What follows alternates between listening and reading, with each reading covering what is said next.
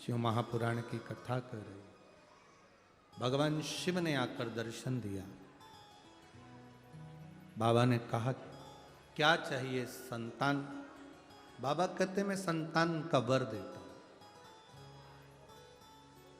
ऐसी संतान नहीं चाहिए जो सनातन धर्म पर उंगली उठाए, हमारे धर्म को गाली दे। संतान देना ऐसी जो तुम्हारे जैसी हो। बाबा ओघड़दानी शिव जी ने कहा कि मेरे जैसी संतान कहां ढूंढने के लिए जाऊंगा, कहां संतान ढूंढने जाऊंगा? बाबा ने कहा मैं स्वयं एक अंश के रूप में आपके गर्भ से प्रकट हूं।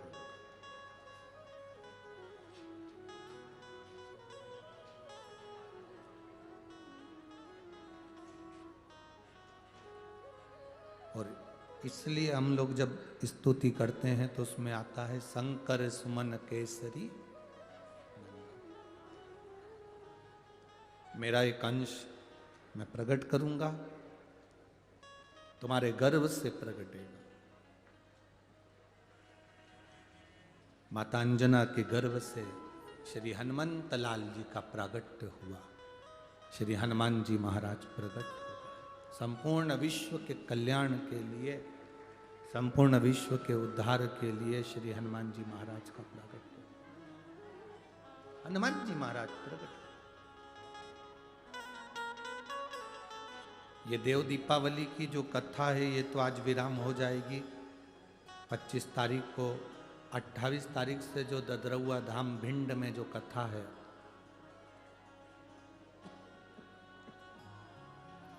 वो कथा शंकर सुमन शिव महापुराण की कथा। डॉक्टर हनुमान जी का जहां मंदिर है ददरौआ धाम में, 1 बजे से 4 बजे तक हम वो कथा सुनेंगे।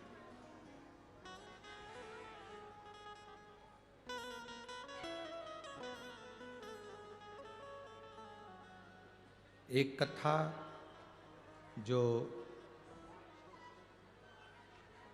एक तो जलगांव में कथा है 5 तारीख से 5 दिसंबर से, और एक कथा जालना में भी होने वाली थी परंतु वो कथा कैंसिल हो गई है। उस कथा को कल भटिंडा पंजाब दे दिया गया है। भटिंडा पंजाब को वो कथा जो जनवरी की है वो कथा भटिंडा पंजाब दे दी गई।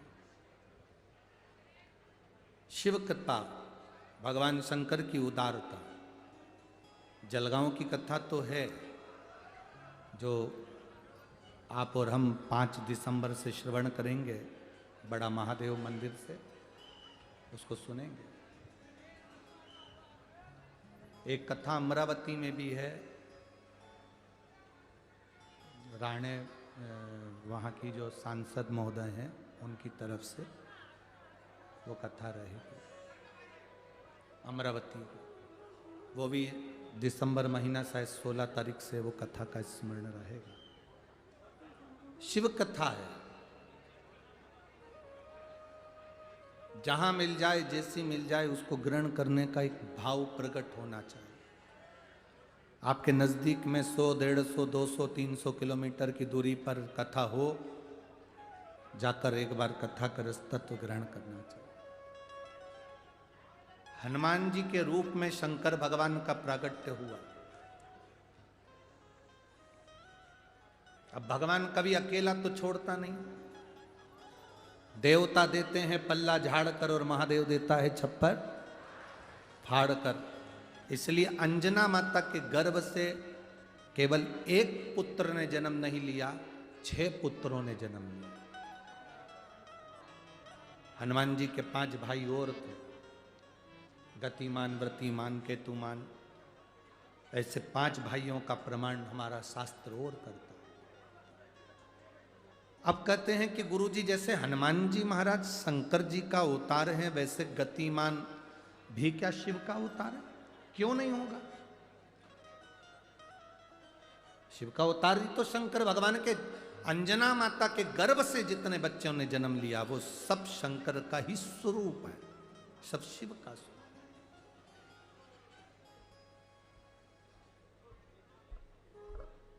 जैसे गोदावरी माता के तट पर विराजमान कपालेश्वर महादेव, भारत की भूमि पर पूरे विश्व में केवल एक कपालेश्वर महादेव का मंदिर एक ऐसा मंदिर है जिसका स्मरण आप कर सकते हैं कि शंकर भगवान ने ब्रह्मा जी को झूठ बोलने पर अपने नख से काल भैरव प्रकट करा था। काल भैरव से कहा कि ब्रह्मा जी का सिर काट दे। काल भैरव शंकर का अवतार, उन्होंने जाकर ब्रह्मा जी का सिर काट दिया। वो ब्रह्म हत्या काल भैरव पर, शंकर पर लग गई और शिव जी महाराज गोदावरी का स्नान कर कर नंदी के कहने पर, बछड़े के कहने पर उन्होंने जो स्नान करा तो ब्रह्म हत्या त्यागी। तो ब्रह्म हत्या त्यागने पर देवाधिदेव महादेव विराजमान हुए। दुनिया के लोग कहते हैं ये कपालेश्वर महादेव हैं।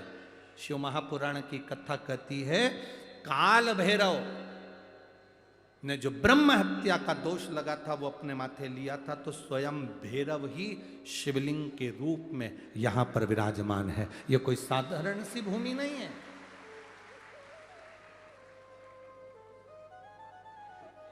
काल भैरव ही शिवलिंग का रूप है, शंकर ही शिवलिंग का रूप है, कपालेश्वर महादेव के रूप में। अगर कोई दिल से दर्शन करे कपालेश्वर महादेव का, पूरी भारत की भूमि पर भैरव जी की मूर्ति मिलेगी, पूरी भारत की भूमि पर भैरव जी का स्वरूप मिलेगा। पर केवल एक नासिक गोदावरी का तट कपालेश्वर महादेव का मंदिर एक ऐसा मंदिर है जिसमें काल भैरव के शिवलिंग के रूप में दर्शन होते हैं, शंकर के स्वरूप में दर्शन। काल भैरव कपालेश्वर महादेव के रूप में इनका दर्शन होता है।